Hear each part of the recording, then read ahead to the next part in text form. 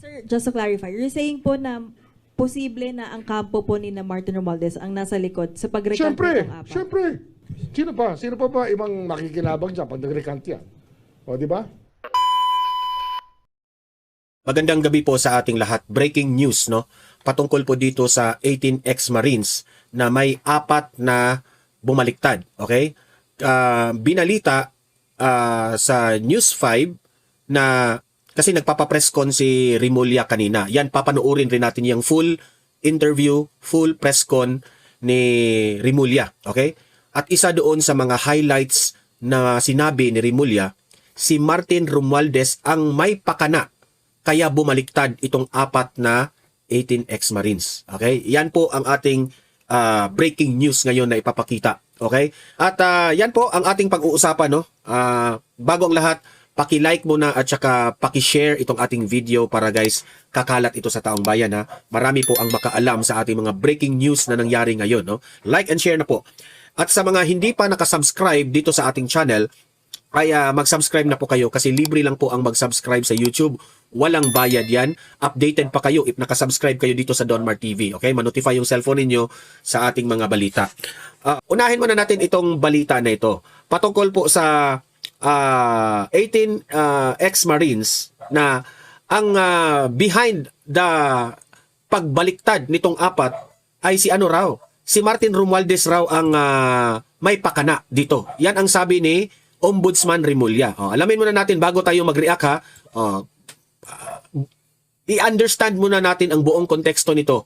Ang sabi ni Remulla bago tayo magre-react at mag-analyze. Okay? Heto po yung balita na si Martin Romualdez raw ang may pakana. Kaya bumaliktad itong 18 ex-Marines. Heto po, play natin. Pakana ni Congressman Martin Romualdez ang pagbaliktad ng ilan sa nagpakilalang bagman ni Zaldico. Ayon diyan kay Ombudsman Boying Remulla. Live mula sa TV5 Media Center nangungun sa balita, si News 5 Justice Correspondent Camille Samonte. Camille, bakit ito nasabi ng Ombudsman? Jiggy, ayon kay Ombudsman Boying Remulla, walang ibang pwedeng makinabang sa pagbawi ng testimonya ng ilan sa 18 dating bagman umano ni Zaldico, kundi ang kampo ni dating House Speaker Martin Romualdez. Ayon kay Remulla, malinaw na may mga tumutulong para bumaligtad ang posibleng tumestigo sa kasong isasampa laban sa dating House Speaker. 4 sa 18 bagman umano ang nagbawi ng kanilang testimonya, pero 3 lang sa kanila ang kinakuhanan ng bagong affidavit ng Ombudsman. Kung babalikan natin, Jiggy, ibinunyag ng 18 na naghatid sila ng mali-maletang pera mula kay Ko para ibigay umano kay Romualdez. Kinuhanan ng Ombudsman ang individual affidavit ang grupo at 8 rito ang ginamit para sa case build-up laban kay Romualdez. Nanindigan naman si Remulla na pirmado na ang mga affidavit at ito ang kanilang panghahawakan. At kung gusto raw nilang bawiin ito, sa korte na raw nila ito gawin. Pakinggan natin ang pahayag ni Ombudsman Remulla. It doesn't weaken or strengthen. But of course, it just points out to the fact that there are people working on his behalf to obstruct the ends of justice. You're saying po na posible na ang kampo po ni na Martin Romualdez ang nasa likod sa pag-recant nitong 4? Siyempre. Sino pa? Sino pa? Sino pa ba ibang makikinabang dyan pag nag-recant yan? O, di ba? Jiggy, nagbabala rin si Remulla sa mga abogado na tumutulong sa grupo para sa pagbawi ng kanilang testimonya. Anya, maituturing itong obstruction of justice at hindi raw nila ito palalampasin. Sinabi rin ni Remulla na posibleng masampahan ng kaso ang 4 na nag-recant ng kanilang testimonya. Pwede raw silang masama bilang kapwa-akusado ni Romualdez dahil nagsilbi silang accessory o nagamit para pagtakpan ang ginawang krimen. Jiggy. At Camille, sinabi ng 4 na nag-recant na tinakot sila ng Ombudsman para gawin ang affidavit. Anong pahayag dito ng Ombudsman? Jiggy, itinanggi ni Ombudsman Remulla ang aligasyong may nanakot sa 4 nang gawin ang kanilang mga affidavit. Itinuro pa nga raw mismo ng ilan sa kanila ang lugar kung saan ginawa ang mga pag-deliver ng pera. May mga recordings din daw sila nang gawin ang affidavit na magpapatunay na hindi sila tinakot. Inalok din nga raw ng Ombudsman ang grupo na mabigyan ng proteksyon pero tumanggi raw ang mga ito. Samantala, tiniyak naman ni Remulla na hindi makaaapekto ang pagbawi ng testimonya sa binubuo nilang kaso laban kay Romualdez. Marami raw silang ebidensya na hawak at hindi lamang ang testimonya ng 18 dating bagman ni Ko. Jiggy. At ano naging reaksyon ng kampo ni Romualdez sa aligasyon na siya ang nasa likod ng pagbaligtad ng ilang bagmen? Jiggy, sa isang pahayag, itinanggi ni Romualdez ang paratang na siya ang pakana sa pag-recant ng ilang bagmen. Patunay lang daw ang pagbaliktad ng mga ito na walang katotohanan ang mga aligasyong ibinabato laban sa kanya kaugnay ng flood control scandal. Jiggy. At anong pahayag ni Attorney Baligod sa pag-atras ng 4 sa 18? Jiggy, ayon kay Attorney Levy Baligon, ang abogado nga ng 18 bagman, posibleng natatakot na sa kanilang seguridad sa buhay kaya ang bumaligtad nga itong apat. Pero matagal na raw umanong inaalok ng suhol ang ilan sa grupo para nga bumaligtad sa nauna nilang testimonya. Hindi rin daw totoo na tinakot ng ombudsman ng grupo ng gawin ang kanilang affidavit. Pakinggan natin ang pahayag ni Attorney Baligon. Takot na sila sa kanilang seguridad, no? Gusto na rin nilang manahimik kasi hirap din yung biyahe-biyahe pabalik Manila, no? Gawing preliminary investigation, and then ito hearing. And then matagal na yan na sinusuhulan sila para bumaliktad. Yan muna ang latest. Balik sa'yo, Jiggy. Camille, pahabol lang, may pahayag na bang Malacanang tungkol sa isyong ito? Jiggy, sa mga punto na ito, hindi pa natin nakukuha kung ano yung naging pahayag ng palasyo tungkol dito. Jiggy. Ang ulat ni Camille Samonte live mula sa... So, ito yung analysis ko dyan, ha? Punta natin dyan kay Remulla. Sabi ni Remulla, si Martin Romualdez ang may pakana bakit bumaliktad itong apat. Kasi ang sabi ni Remulla, walang ibang magbe-benefit dyan kundi si Martin Romualdez. Ako naman, no? Posible. Ito yung mga options eh. Posibleng si Martin Romualdez ang nagbaya dito sa apat para mag-recant o bumaliktad kasi siya yung naka-benefit dito. Okay? Yan ang una. Pero posible rin na hindi. Yan totoo. Kasi itong si Remulla, without even finding facts or finding evidence, hinusgahan na niya kaagad si Martin Romualdez. Hindi ko kinakampihan si Romualdez dito, ha? Posible kasi na ginajudge kaagad ni Remulla na si Martin Romualdez ang nagbigay ng pera siguro para magbumaliktad o may tauhan si Romualdez, grupo ng mga tauhan ni Romualdez na o sige, i-tempt nyo yan na bumaliktad yan. Yung apat, nadala yung apat. Sabi ni Remulla, hindi yan nakaka-apekto sa kaso ni Martin Romualdez. So, sinong kawawa dito? Yung apat na bumaliktad. Hindi na sila papaniwalaan. Mantakin nyo, hindi na sila papaniwalaan. Ngayon, posible rin, bago kasi maghusga si Remulla na si Martin Romualdez ang may pakana dito, sana you have a supporting facts, you have a supporting evidence para naman kaming taong bayan maniniwala kami. Okay? Pero in the other side, pwede rin na hindi si Martin Romualdez ang may pakana. Pwedeng iba yung may pakana. Baka si Mamshi yung, ito lang ha, it's just a wild analysis and a wild guess. Baka si Mamshi ang may pakana. Tapos, sige, babaliktad kayo ha. Bumaliktad kayo, tapos ang ididiin natin si Martin Romualdez. Ganyan yung script, Remulla ha. Baka ganun ha. Baka yung Palasyo o yung Malacanang o yung si Mamshi ang may pakana. Pwede rin yan. Hindi ko nagsabing yan ang nangyari ha, pero pwedeng yan rin ang mangyari. Pwede yan rin ang magiging mangyari. Ididiin si Martin ngayon. Kasi, saka muna tayo maniniwala na si Martin ang may pakana kung meron ng ebidensya. 'Di ba? Mahirap eh. Sasabihin ka agad ni Remulla na wala nang iba. Siya yung may siya yung magbe-benefit, siya yung so siya talaga ganyan. Mahilig siya sa ganyan eh. Anong ginawa niya kay Tebes, 'di ba? Hinusgahan niya kaagad si Tebes na si Tebes yung may pakana yung sa kay Digamo. So, Remulla, ang advice namin sa iyo, yes, tama ka. Posible yung analysis mo tama, pero magbigay ka ng ebidensya na tama bago ka magbitaw ng salita. Okay? Having said that, kasi yun ang analysis natin, hindi muna tayo kaagad maniniwala sa script nila kasi delikado yan eh. Okay? Having said that, ay binalita rin ito. Ngayon lang ito breaking news ng GMA. Ito, natutulog ako, nakita ko itong balita kayo, gumising ako kasi may may pula ako sa mata, hindi ko pa malaman kung sore eyes ba ito o hindi. Ito, breaking news. Inaresto ang 10 sa Maleta Boys matapos mabigong makapagpiyansa sa kasong perjury. I think hindi na ito inaprubahan kaya ikukulong na silang 10. Dinala sila sa isang police station sa Las Piñas. Ayon yan kay Maris Umali. Inaresto ang 10 sa Maleta Boys matapos Alam nyo, no? Sa ganitong sitwasyon, delikado ito.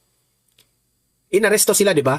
Ito yung tamang pagkakataon na merong lalapit sa kanila na, gusto nyong maaresto. O gusto nyong makalabas dyan. Kung ayaw nyong maaresto, do we have a deal? Bibigyan namin kayo ng, example lang ito tag 10 million isa-isa. 10 million, kaunti lang yan sa kanilang nakulimbat. Bigyan natin ng 10 million isa-isa, bumaliktad lang kayong 10. Ito yon. Pwedeng ganun ang mangyari. Ipipressure mo yung tao, ipipressure nyo yung 18 ex-Marines na ikulong kayo. Pagkatapos niyan, merong deal. Bigyan ka ng deal. Ikaw naman, may pamilya ka, ayaw mong makulong, gusto mo freedom, tatanggapin mo yung offer. Magbabaliktad ka talaga. Di ba ang galing? Yan yan ngayon ang sitwasyon ngayon sa administrasyong Marcos. Yan. Di ba? Kasi sama-sama na yan lahat eh. Kung iisipin nyo, marami pong inilabas na pangalan itong mga 18 ex-Marines na mga pangalan. Di ba? Ang dami. Sa Senado, ang dami. Sa Kongreso, ang dami. Oo, hindi natin alam. Baka nagsanib puwersa na yung mga kawatan. Sasabihin, sige, kanya-kanya na tayong meron naman tayong mga nakulimbat. Bigyan nating offer ito para para bumaliktad ito. Pwedeng ganun ang mangyari. Okay? Kaya this is a very complicated case already. This is a very complicated case. Kaya sabi ko sa inyo, itong mga 18 ex-Marines na ito, vulnerable sila ngayon. Sila yung kawawa dito eh. Sila yung kawawa dito. Ito, conclusion ko, hindi ito masusolve hanggat hindi si VP Sara ang magiging presidente ng Pilipinas. Hanggang si Bongbong Marcos ang presidente. This case is very complicated. Kanya-kanya na itong revelasyon, kanya-kanya na itong aligasyon kasi babayaran dito. Wala na. Sino pang maniniwala dito sa 18 ex-Marines na ito na paiba-iba na yung statement nila dahil may iba sa kanila binayaran na raw. Yan, delikado na tayo dyan. Okay? Yan po ang aking reaction dyan, ha? At ito pa. Nag-breaking news rin ito. Ito, si Trillanes. Noong nalaman ni Trillanes, tingnan nyo ang series of events. Noong nalaman niya yung apat bumaliktad, anong sabi ni Trillanes? Nagpalabas kaagad ng statement si Trillanes. Kaugnay sa report ng GMA News ng pag-recant ng apat na ex-soldiers ng kanilang mga naunang affidavits at aligasyon laban sa akin, sa ICC at sa iba pang mga personalidad, kasi isa siya na sa mention ng 18 ex-Marines na binayaran yung ICC, siya ang may nag-organize doon. Sinabihan ko na ang aking abogado na iatras na ang mga kaso na isinampa ko laban sa kanilang apat. Di ba? Umatras rin siya. Bilang dating sundalo, ito pa, ginamit pa niyang bilang dating sundalo siya. Bilang dating sundalo, nagsisimpatya ako sa pinagdadaanan nila na dahil sa kawalan ng kabuhayan, ganun na niya. Basta bumaliktad siya. Basta binawi niya. Anong masasabi niyo? Bakit binawi niya? Di ba? Bakit binawi niya?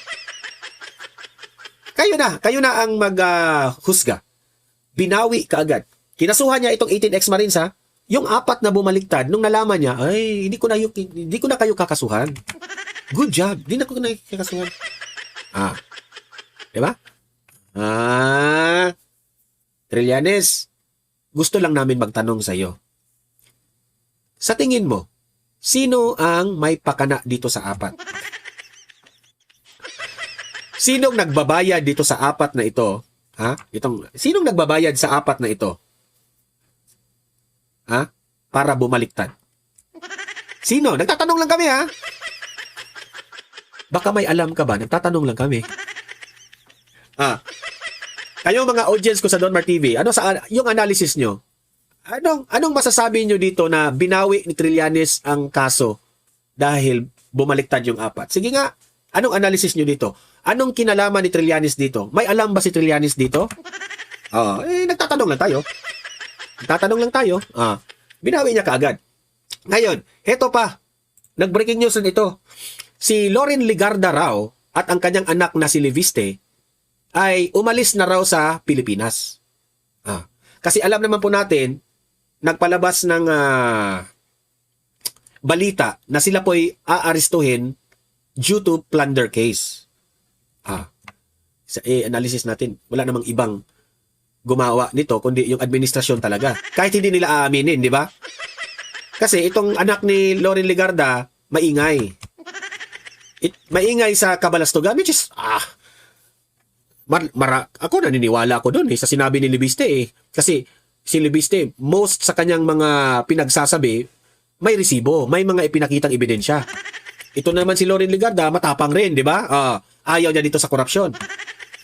Manila, Philippines, an official of Bureau of Immigration confirmed on Friday that Senator Loren Legarda and ang anak na si Representative Leandro Levise have left the country. Ang tanong, babalik pa ba silang dalawa? Kasi baka magbabakasyon lang silang dalawa eh. Kayo naman, di ba?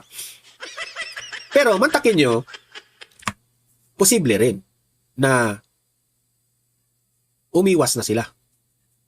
Posible rin na lumabas na sila sa Pilipinas kasi alam nila itong administrasyong Marcos nakakatakot na.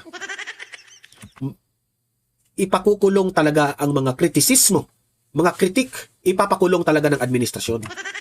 Kaya umalis na sila. Kasi mantakin nyo, ikaw, nag-e-expose ka sa mga korupsyon, skandal, para sa ikabubuti ng ating bansa, para ipagtanggol ang mamamayang Pilipino, taong bayan, sa ninakaw na pera ng mga politicians na ito, tapos ikaw ang ikukulong? Baka sabi ni Loren Legarda, anak, anong desisyon natin? Ano na tayo? Labas na lang tayo sa Pilipinas kasi kahit anong gawin natin dito, malala talaga ang administrasyon na ito. Kahit wala kang kasalanan, kagaya ni Marcoleta, ipakukulong ka talaga. Kaya alis na tayo. Pwedeng ganon. Okay? Pwedeng ganon. Kaya, kung sasabihin ninyo na itong dalawang ito, umiskapo na dito sa administrasyon na ito, posibleng totoo yan. Posibleng totoo. Yan lang ang aking wild guess na posibleng mangyari yan. Analysis natin yan. I might be wrong, I might be correct, but pwedeng ganon ang mangyari. Hindi ko sinabing ganon talaga ginawa nila. Ha? Hindi tayo nag-aakusa. Nagposibleng ganon lang. Okay? Hindi tayo, kasi umalis na. I hope lang ha, it would be better na mali tayo na si Loren at si Leviste babalik pa ng Pilipinas. Okay, walang problema. Pero kung hindi na babalik, ano pang masasabi mo? Diba? I hope lang babalik pa sila. Pero kung babalik sila sa Pilipinas, 100% kulong sila talaga. Kasi may kaso na silang plunder. And plunder is not bailable. Okay? Hindi po bailable ang plunder. Ngayon, atin pong papanuurin ang buong interview ni Boying Rimulya. Dito sa press con niya. Buong interview ni Rimulya. Nasaan na ba yung video? Ayan. Play natin. Ito yung buong video ha. Play. Ito yung punto na we should look at the lawyers again on the role of lawyers in our society. Kasi lawyers, you're supposed to defend your client to the very end. Tama yan. Pero when you start obstructing justice I think si Atty. Baligod ang pinatutungkulan niya dito. and start coming up with schemes to frustrate the ends of justice, then you become complicit in the crimes committed. Kaya mabigat yan. And we will make sure that Atty. Baligod will be there to answer questions even before the court. And of course, we know these people freely on their own went with one of the ombudsman people to go to the locations, and they were the ones who pointed at specific locations where they delivered the money. Meron yan. So we will ask them who were their lawyers, and we will ask the courts to discipline them when the time comes, when the proper time comes. I think we've had enough of these antics of the lawyers, enough antics. And if they think that it's the same thing over and over again, that they can just play hardball with us while violating their code of ethics, then watch out. We will not let it pass. Hindi namin palalampasin to.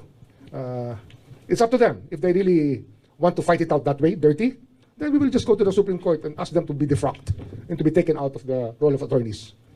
Sir, sinong lawyer po yung nire-refer nila? Now, I don't know. We will ask to whom it may be concerned. Okay. Whoever they are. Kahit sino pa sila. Sir, just a couple of more, no? Direct na. May allegation na somebody from the ombudsman, I don't know who, hindi naman nakalagay din sa affidavit, no? Na may prepared statement, he was threatened to sign it. Just that allegation, sir, your comment, please. Yun nga, sinabi ko nga Meron din naman kami recording Okay. ng lahat nung nangyari May recording kami ng lahat. Kaya, okay lang yan. Kasi nga, some lawyers think that it's still the same old days, that they can frustrate the ends of justice that way. We will not take it sitting down. Lalabanan namin sila hanggang dulo. We will identify them and make sure that they get dropped from the role of attorneys. Sir, just last. Play dirty, then you have to face up to the consequences of playing dirty with us, with the Filipino people. Hindi lang kami, taong bayan yan. Sir, last na lang. What is the legal status po of the counter affidavits? Because basically, the way... No. The counter affidavits are there no, for us recognition to use. The affidavits are there for us to use, and we will use them. And if they want to recant it, so be it. But it will be in court already. Sir, does it weaken or strengthen your case against the speaker? Actually, neither. It doesn't weaken or strengthen. But of course, it just points out to the fact that there are people working on his behalf to obstruct the ends of justice. Can we elaborate, please? They're making people lie. Who's making people lie? Kami, kaya namin takutin ng Marines. Tatakutin namin sila. Ayaw nga nila ng protection kasi nga kaya nila yung sarili nila. Paano sila matatakutin? Di ba? We're offering them security and people here are present. We're there when the Marines. May nakangiti pa, may tumatawa pa nga eh. Ang problema, May wala nang naniniwala Tuwa dito. Oh. Sir, doon na po sa Ang dumi na ng ano eh. Na pinabit, Gobyernong ito eh. Sinasabi na pinipilit ng ombudsman na idawit si Pangulong Bongbong Marcos. Bakit po kaya? Hindi ko alam yun. Hindi ko pa nababasa yung affidavits. Pero basta ako, I stand by the work that we do here. Pero wala pong pagpipilit mula po sa ombudsman na papirmahin sila ng panibagong pinabit? Wala. Whatever they signed before stands. And they will be examined in accordance with the statements they made. Hindi sila, we will not, if they have to be treated as hostile witnesses, so be it. But their testimonies will be there in front of people to show that people who stole money are willing to frustrate the ends of justice so they can get away with what they did. Gusto nila makawala, subukan nila. Pero ito, we stand by it and we will present it in court.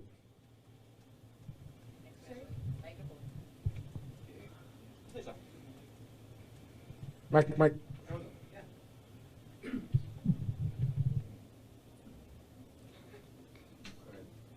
Hello, sir. Good afternoon po. Lianas Kapantija, MA News Online. Sir, yung Council of Record po kasi at that time of these ex-bodyguards is Attorney Baligod. Yes. Do you feel that Attorney Baligod somehow intentionally misled the Ombudsman and the ex-bodyguards as well? Given Baligod that is a very colorful character. That's what he is. I mean, from the PDAF days, you do your research on what Mr. Baligod did during the PDAF cases of Napoles. Pag-aralan nyo. colorful meaning, sir, he's not always in he's good faith? Well, pag-aralan nyo yung ginawa niya. You do your research, I'm telling you, about what he did in the PDAF cases. Sir, given It's that... a challenge on you as journalist. Investigate nyo. Tingnan nyo. Don't ask me. You ask around. I'm not the best source for what kind of person he is. I think other people can tell you. Sir, given these recent developments, can you say na trustworthy pa ba si Attorney Baligod? Was he ever? Okay. Sir, ano ko lang, sir, yung second question ko po. Asking confirmation lang po if indeed the Ombudsman filed 9 counts of graft against Congressman Noel Rivera of Tarlac. Yes, we did. Flood control cases Yes, po ba ito? conflict of interest. May kasamang flood control. Conflict of interest, sir, as to why? Meron ba siya... Contractor. Meron siyang sariling construction firm na nanalo ng... Contractor. May government contracts? Contractor. Okay, sir. Thank you po. Sir, yung next ko po, what can we expect from the Ombudsman now that the Senate Blue Ribbon Committee deferred all flood control investigations po sa inyong office? It's really about time that it's given to us. All the evidence and all the statements are given to our office to do it. Ano yan meron na namang process na ginagawa to make sure that the ends of justice are met. And we're doing it. We're here every day. Kahit kahapon, walang pasok lahat, andito kami. Pumapasok kami, nagtatrabaho kami. Will this speed You up? were here. I think you know that. Oh. Will this speed up the filing of cases po before the Sandigan Bayan or any other lower courts? Yung kayo, since Ombudsman na lang po yung mag-investigate, mas speed up po ba yung filing of cases? Well, it was a big help when the Senate was giving us the evidence. But I think that we have learned our way through already. Ano na kami?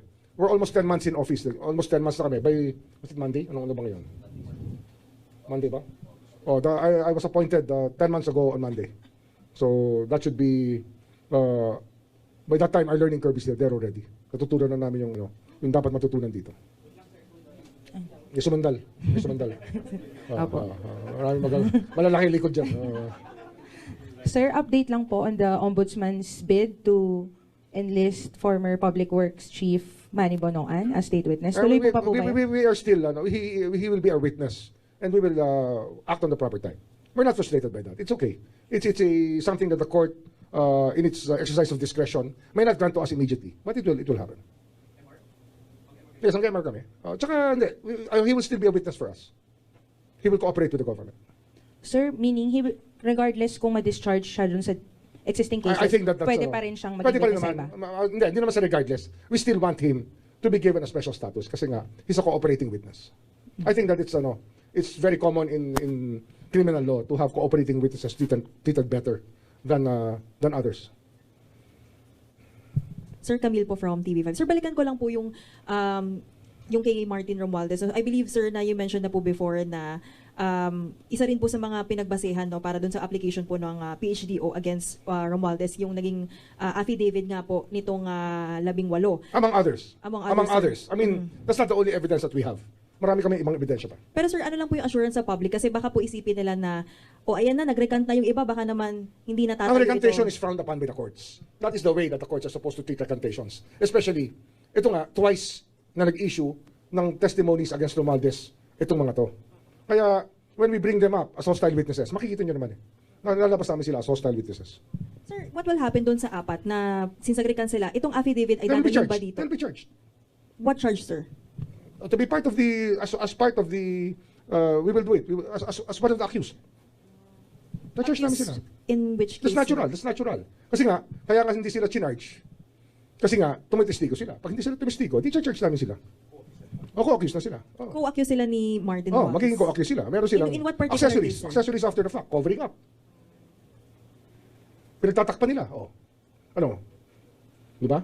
Kung ano ang nagpalit sa kanilang isipan, kayo na maghusga. Alangan naman ako magsabi kung ano nangyari dyan. Sir, na-interview din po itong si Atty. Baligod sa Las Piñas Court kasi nag-post sila ng bail doon sa kaso po na final po ni na Representative De Lima. Sa interview po sinabi ni Atty. Baligod na itong apat daw po ay inamin, yung may ilan daw po doon sa kanila na umamin na inaalok nga daw po ng pera para nga bumaliktad.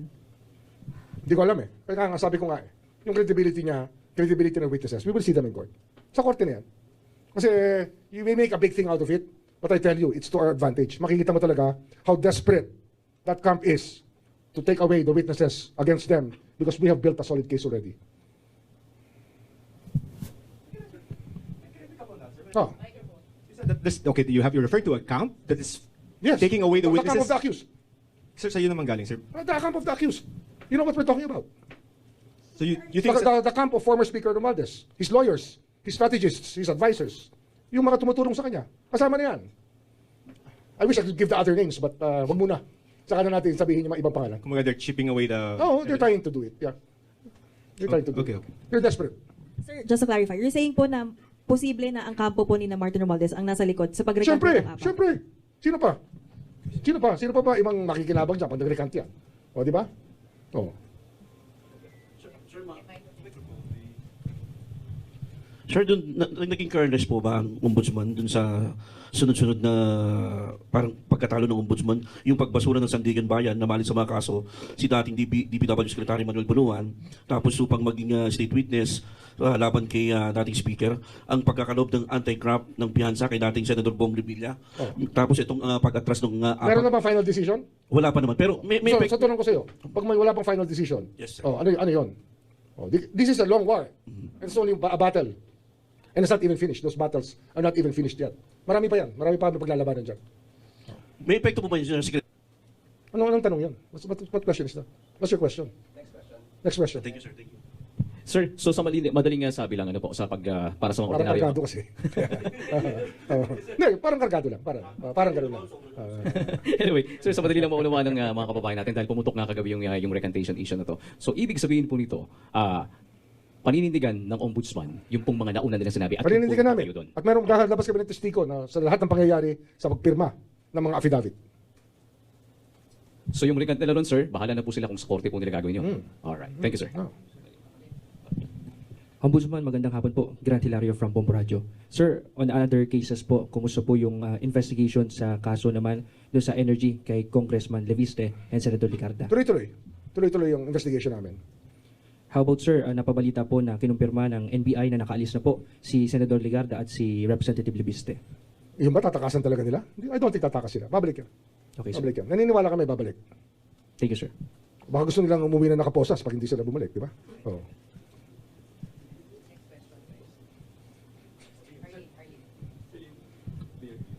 Hi, Ombudsman. Sir, Herling Delgado from ABS-CBN. Sir, ibang topic lang. There's this Rappler report on Bong Revilla's sister allegedly bagging 5 billion pesos worth of infrastructure projects. Yes. And dun sa bailiwick din sa Cavite, and apparently yung 2 brothers and a nephew nag-serve as lawmakers during those times. So are we looking also into this? Yes, we've been investigating that. We have a team on top of it.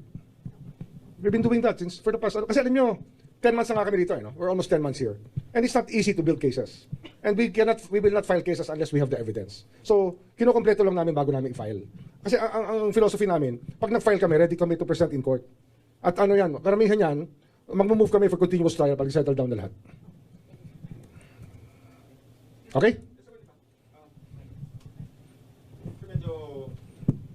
Medyo tautological yung question, no? Pero does the recantation submitted, I mean as published, no, make false the claims in the complaint affidavit?